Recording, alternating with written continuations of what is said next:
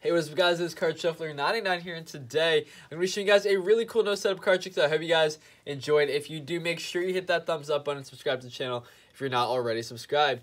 Guys, don't forget about the giveaway. It's ending in a few days. It's only a short giveaway here. We're giving away $200 of Amazon gift cards. If you want to enter, just check the description, read the instructions. It'll actually take you to a separate video. It's basically just an effort to help some of our subscribers with smaller channels grow a little bit here on YouTube, grow on this platform. So we're going to try to do that a little bit more often, but make sure you guys go enter that. Once again, we don't have too many entries, so you guys will actually have a pretty good chance of winning that giveaway. But anyway, if you guys want to do anything with Amazon, purchase something, sign up for a free trial of Amazon Prime, Twitch Prime, Amazon Music, anything like that, make sure you use our affiliate link down in the description. Anyway, guys, let's get straight into this card trick. So, Robert, I'm going to need your help for this one. Go ahead and just select a card. Doesn't matter what card you select. Perfect. You can go ahead and show me. You can show everyone. It doesn't matter. In this case, you have the Jack of Clubs. Now, Robert, what I want you to do is we're going to try and take a mental picture.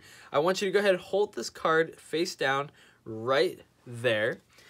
We're going to go ahead and spread the deck out. And what I want you to do, Robert, is go ahead and take a mental picture right there. And we're going to go ahead and come back to that a little bit later.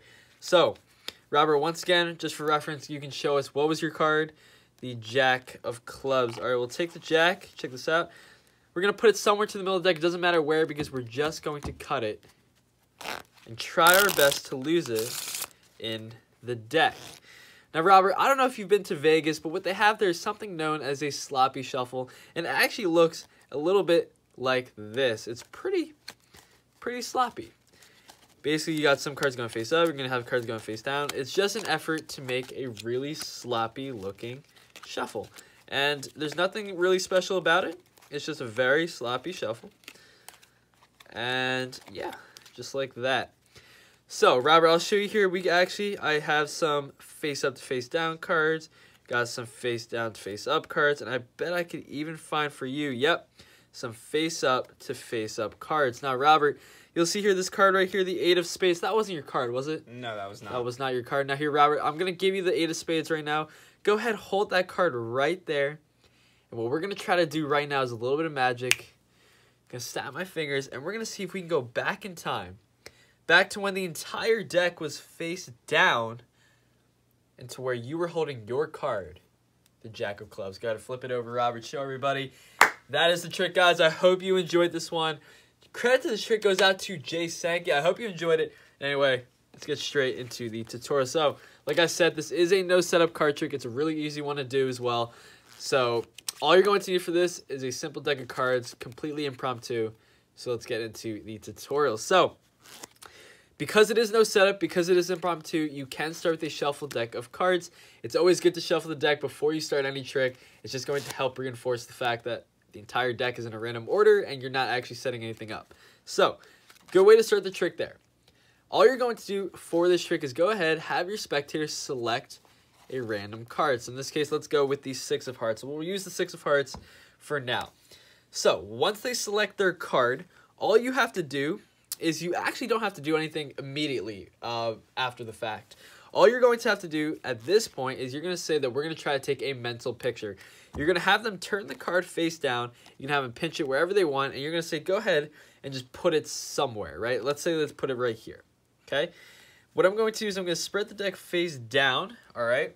And you're going to ask them to create a mental picture right there, okay? And that's going to be sort of the basis of this trick, is that you're going to have the entire deck face down plus their card face down, but they're holding it, and obviously they know that their card in this case would be the 6 of Hearts, right? So that's the basis of this trick. Now, what you're going to do at this point, you can actually go ahead from there. You can show them their card one last time. Make sure they know their card because you don't want them to forget it. In fact, you're actually going to want to ask them at the end of the trick to name their card when they're holding it face down again, and if they don't remember, it's not really going to help anything. So make sure you never want to go about doing a long routine, especially this one is a little bit of a longer trick as opposed to something like the kissing card trick, something like that. Actually, I mean, you could actually span that out to be a pretty long trick, but for the most part, this is a pretty short trick, I guess, as opposed to like a 2-card or 3-card Monty, right? So what you're going to want to do is make sure they remember the value and the face of their cards. In this case, we're going to go with the 6 of Hearts. At this point, you're going to have to do a card control. Now, you're going to have to do, obviously, a specific card control. One example of a card control that we've taught here on the channel before was where you go ahead, you go through the deck, you have them touch a card. Let's say they touch this card here, and this is actually a really great card control. Let's say they touch this card here. What I do is I take the card that they select, I kind of push it behind the card that's on top of it. I show the card, and then when I come back down, I grab two. This is a very common card control I teach on this channel. You show the card, you're going to come back, you're going to grab both cards, and you're going to toss it down as if this was their card. This is their card actually right here. You're going to hold a pinky break. You're going to split this top packet into two, and then they still think this is their card. You put this somewhere into the middle, and their card is actually on the top the entire time. So that's one example of a card control, but that's not going to work because the basis of that card control revolves around having their card in a certain position of the deck. That's not going to work for this trick. What I did for this specific trick was one of the card controls I use all the time. What you're going to do is take their selection, in this case the Six of Hearts. I'm going to put it into the deck just like so, so somewhere in the middle, give or take. And what I'm going to do is I'm actually going to push down on the card just like so, creating a break. So I'm going to create this little break right there. What this break allows me to do is it creates a sort of gap right above their selection.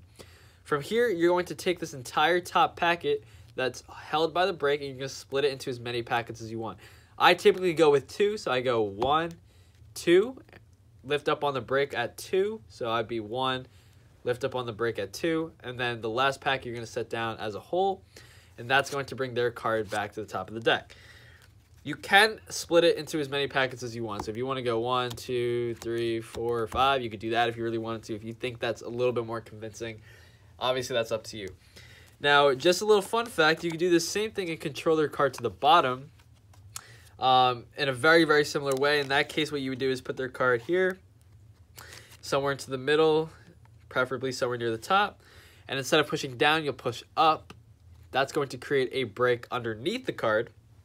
So their card's up here, and you would do the exact opposite. So once you maintain this break, you would actually, because their card's right here, you're going to set down the entire packet above your break.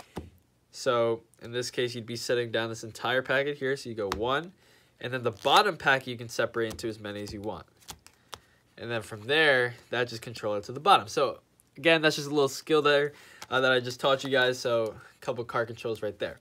Now, once you have their card on top, you're going to be presenting the sloppy shuffle. Now, you want to do this quickly to the point where they don't really understand what's going on.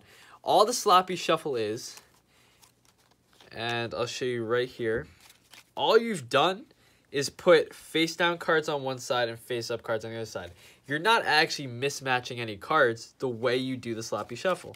Because all that's happening here is you're going to peel off some cards, grab it, flip it over again. So you can see here all the face-ups are going together. Now the face-ups are going together again. So really, you're not actually shuffling it. It's just a really interesting way of making it look like you're just mismatching the cards and putting them in random orders and random places. In reality, you're really not. So that's not going to matter. Now, what you're going to do is as you get closer to the end of the pile, because their card's on top, you're going to want to stop when there's 2 cards left in the packet. These 2 final cards here, you're going to want to stop with this card here, and then obviously their card's underneath. You're going to take it, and you're going to put it on top of the face down card. So right here, you want to end off just like so. You're going to put them right there. So a lot of people, to most spectators, they're going to believe the entire deck is just in random order. You're going to have random face up cards, random face down cards. In reality, all you have is face up to face down, and then you have your 2 cards on the top. What you're going to do is you'll see here there's a natural break in the middle. Now, this is where the cards split, okay, because obviously the orientation of the cards. Most of the time when you have a deck of cards, it's naturally curled downwards. You can see there's a slight curl there just because of the way people handle cards. So typically they're going to arc in a certain direction.